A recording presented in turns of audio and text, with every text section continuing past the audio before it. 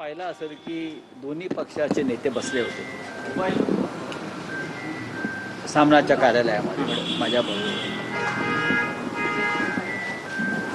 चर्चा पूर्ण झालेली आहे आणि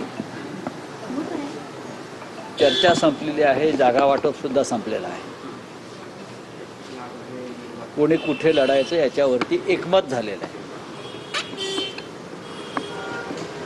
कोणती अडचण दिसत नाही. ज्या अडचणी होत्या त्यात स्वतः माननीय राज ठाकरे आणि माननीय उद्धव ठाकरे यांनी लक्ष घालून त्या दूर केल्या. सर्व कार्यकर्त्यांचं समाधान होईल याची काळजी घेतली. तरीही युतीमध्ये काही गोष्टी या कटुतीने सोडवायच्या असतात. कार्यकर्त्यांच्या भावना आणि मान राखायचा असतो आणि त्याच्यामध्ये आम्ही यशस्वी झालो असं आम्हाला वाटतं. आजच्या बैठकीमध्ये शेवटची बैठक आहे असं मी मानतो. आम्ही सगळे मानतो. येत्या 1-2 दिवसामध्ये त्या संदर्भात रितसर घोषणा होईल. काँग्रेसला नगरपरिषदेच्या निकालात जे यश मिळालेलं आहे त्याच्यानंतर काँग्रेसची बोलणी सुरू राहतील का? तुम्ही प्रयत्न कराल का त्यांना? नक्कीच आमचे शेवटपर्यंत प्रयत्न राहतील. काँग्रेस पक्ष हा महाविकास आघाडीतला एक प्रमुख पक्ष आहे. काँग्रेसची स्वतःची एक व्होट बँक आहे. आमच्या महाविकास आघाडीतला राष्ट्रीय पक्ष असलेला तो एकमेव पक्ष आहे जो इंडिया ब्लॉक करता. आम्ही लोकसभा विधानसभा एकत्र लढल्यावरती महापालिका जिल्हा परिषदांमध्ये आम्ही काम करावं अशी आमची भूमिका आहे. त्यांचीही आहे. पण त्यांच्या काही अडचणी आहे. विशेषतः राज ठाकरेंसंदर्भात असतील त्यांच्या भूमिका आहे. आम्ही त्यांना समजवण्याचा प्रयत्न केला की भारतीय जनता पक्षाचा पराभव करण्यासाठी आपल्याला सर्व घटक एकत्र घ्यावे लागतील. हे आम्ही त्यांच्या दिल्लीतल्या नेत्यांशीही बोललो. महाराष्ट्रात जे त्यांचं हायकमांड आहे त्यांच्याशीही बोललो आणि त्यांचं मन वळवण्याचा किंवा त्यांच्याशी चर्चा करण्याचं काम अद्याप सुरू आहे. अजून 72 तास आहेत. पण आमच्यामध्ये कोणती कटुता नाही. काँग्रेसमध्ये आमच्यात कटुता नाही. आम्ही त्यांची अडचण समजून घेतो. जरी ते वेगळे लढत असले तरी आम्ही एकमेकांना सहकार्य करण्याचा प्रयत्न करतो.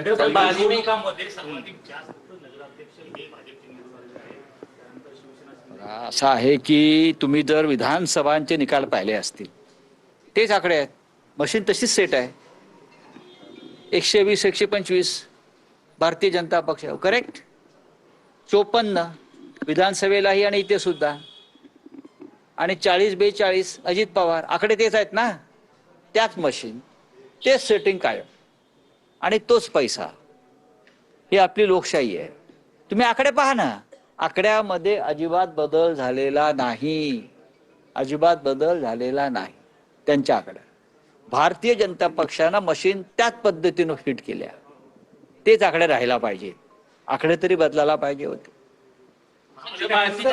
त्याच्यामुळे पैशाचा जो गारपीट झाली पैशांची जी गारपीट झाली त्या गारपिटीपुढे कोण टिकणार? आम्ही पेरलेली शेतं सुद्धा त्याच्या खाली झुकली गेली. एक लक्षात घ्या. 30 कोटी बजेट असलेल्या नगरपालिकेवर भाजपा आणि शिंदे 150 कोटी रुपये जिंकायला खर्च करतात. बजेट 30 कोटी आहे त्या नगरपालिकेचं आणि खर्च किती होतोय ते 100 कोटी 100 कोटी. नगरपालिका निवडणुकीमध्ये आतापर्यंत कोणी प्रचाराला चार्टर फ्लाईट आणि हेलिकॉप्टर वापरले नव्हते. आम्ही ती कार्यकर्त्यांवर सोडल्या निवडणुका. पण इथे स्पर्धा सत्ताधारी पक्षातच होती. कोण पुढे जात आहे. स्पर्धा आमच्याशी नव्हतीच विरोधी पक्षाशी. सत्तेतले 3 पक्ष एकमेकाविरुद्ध खेळत राहिले आणि त्याच्यामुळे पैशाचा प्रचंड धुळा उडाला. म्हटलं ना गारपीट झाली पैशाची. लोकांनाही सवय झाली पैसे घेऊन मतदान करायचे. शिंदेना पराभूत केलेला आहे. हे जेव्हा आम्ही शिंदेना विचारलं शिंदे म्हणतायत की अखेर विजय हा महायुतीचाच झाला. ठीक आहे झाला असेल महायुतीचा विषय. मग एकमेकाविरुद्ध लढलाच कशा करता? जर महायुतीचा विजय झाला असेल तर मग एकमेकाविरुद्ध लढलात कशाला? अमित शहाकडे गेलात कशाला? आम्हाला घ्या म्हणून सांगण्यासाठी. आणि तरी तुम्ही इथे नगरपालिकांमध्ये एकमेकाविरुद्ध लढलेला आहात. नगरपालिकेत कुठे महायुती होती? कोणाचीच युती नव्हती, कोणाची आघाडी नव्हती. भारतीय जनता पक्षाचे एक आमदार आहे. भारतीय जनता पक्षाचे एक आमदार आहे. महानगरपालिकेला निवडून आणू म्हणले. परत भाषा भाषा म्हणाली की 150 पेक्षा जास्त जागा मुंबई महानगरपालिकेला निवडून आणू आणि आताचा जो निकाल जो आहे नगर परिषदेचा तो महाविकास आघाडीला चपराक बसलेली आहे. असं चपराक वगैरे काही नसतं नगरपालिका निवडणुकीमध्ये. भारतीय जनता पक्ष पैशाचा खेळ आहे, सत्तेचा खेळ आहे. माणसांची फोडाफोडी शेवटपर्यंत सुरू. आता निवडून आलेले नगराध्यक्ष ताबडतोब फोडण्याचा प्रयत्न सुरू झाला. भारतीय आज नगराध्यक्ष निवडून आलाय शिवसेनेचा श्रीवर्धनला, आणि तुम्ही लगेच पैशाच्या बळावर त्याला फोडण्याचा प्रयत्न करता. ही तुमची नियत आहे. हा कसला विचार? हा विचाराचा विजय नाहीये, हा पैशाचा विजय आहे. हा सत्तेच्या दहशतीचा विजय आहे. आणि हे फार काळ चालत नाही. सुधीर मुनगंटीवारांनी एक मोठं वक्तव्य केलेलं आहे की भाजपच्या अंतर्गत गटबाजीमुळे सुधीर मुनगंटीवार यांनी मोठं वक्तव्य केलंय. चंद्रपूरमध्ये अंतर्गत गटबाजीमुळे काँग्रेसला बळ मिळालं आणि त्यातनं माझं राजकीय नुकसान झाल्याची खतखत त्यांनी व्यक्त केली. चंद्रपूरला सर्वाधिक जागा काँग्रेसला मिळालेल्या. चंद्रपूरला काँग्रेस पक्षाला मिळालेलं यश हे नेत्रदीपक आहे. ते तुमच्या पक्षांतर्गत गडबाज्या काय हा तुमचा अंतर्गत प्रश्न आहे. पण काँग्रेस जिंकली आणि भारतीय जनता पक्ष पराभूत झाला. आणि जिथे भाजपच्या नेत्यांना पराभूत करायचंच होतं तिथे बरोबर त्यांना पराभूत करण्यात आलेलं आहे. म्हणजे मशीन त्या पद्धतीने वापरल्या गेल्या. म्हणजे सुधीर मुनगंटीवार असतील किंवा अन्य कोणी असतील, सगळे काटे अशा पद्धतीने दूर केले. भारतीय जनता पक्षाचे एक आमदार आहे. भारतीय जनता पक्षाचे आमदार आहेत पराग शहा यांनी एका रिक्षावाल्याला जोरदार कानेखाली काल मारली. काय सांगाल? पण एकनाथ शिंदे काय बोलले नाही त्याच्यावर. बघा, सामान्य मराठी माणसाचा एक कानफटात बसला पराग जैन कडून. याच्यावरती सत्तेतल्या स्वयंघोषित शिवसेनेनं तोंड उघडायला पाहिजे. एक सामान्य रिक्षावाला, त्याने म्हणे वाहतुकीचा नियम मोडला. एवढे कायद्याचे रक्षक, हा, गौतम अडाणी मुंबईत रोज नियम मोडतोय. त्याच्यासाठी महापालिका सरकार नियम मोडत आहे. म्हणून हे पराग जैन कोण जे आहे का पराग शहा म्हणजे जैनच बरं का, हे महापालिका आयुक्तांच्या कानाखाली मारणार आहेत.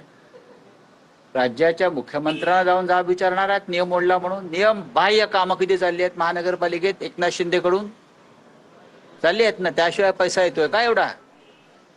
हे शहा, मेहता, पारेख हे जे लोक आहेत यांनी नियमबाह्य कामं करूनच इतका पैसा कमवला ना. सगळ्या श्रीमंत आमदार आहेत ते, नियमाने पैसे कमवलेत का?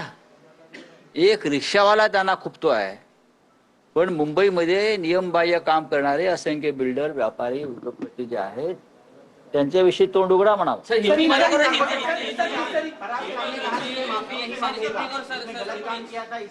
गलत काम क्या एक रिक्शा ने किया है? आप नहीं किया, आपकी सरकार ने नहीं किया, मुख्यमंत्री नहीं करते.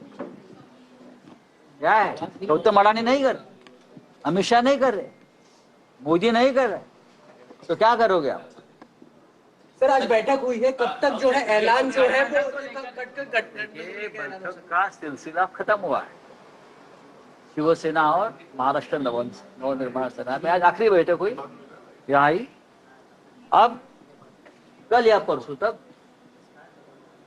हमारी जो गठबंधन का ऐलान हो जाएगा, कौन कितनी सीटें पर लड़ रहा है, ये उद्धव जी और राज्य एक साथ आकर आपको बताएंगे. योगी म्युनिसिपल काउंसिल का जो रिजल्ट आया है उसके बाद अभी बीजेपी की जो कार्यकर्ता है उनमें कॉन्फिडेंस बढ़ गया, ऐसा बीजेपी के नेता कह रहे हैं. देखिए, एक कॉन्फिडेंस नहीं है, ये एक अनैसर्गिक टॉनिक है. पैसा है, सत्ता है. नगर पालिका चुनाव है, हम लोग पहले हमारे कार्यकर्ताओं के ऊपर छोड़ देते थे, लेकिन अब ये इतना पैसा उनके पास है तो पैसों के बल पर ही चुनाव में भी ये लोग चार्टर फ्लाइट, हेलीकॉप्टर से उड़ते हैं और चुनाव लड़ते हैं, पैसा देते हैं. ये कब तक चलेगा? मुझे विश्वास है ये ज्यादा दिन नहीं चलेगा। योगी आदित्यनाथ और हेमंता जो है वो चुनाव प्रचार के लिए आए हैं। तर आमच्या जागा वाटपाच्या सर्व अडचणी दूर झालेल्या आहेत असं संजय राऊत यांनी म्हटलेलं आहे। ठाकरे बंधूंच्या युती संदर्भात लवकरच घोषणा असं त्यांनी म्हटलं।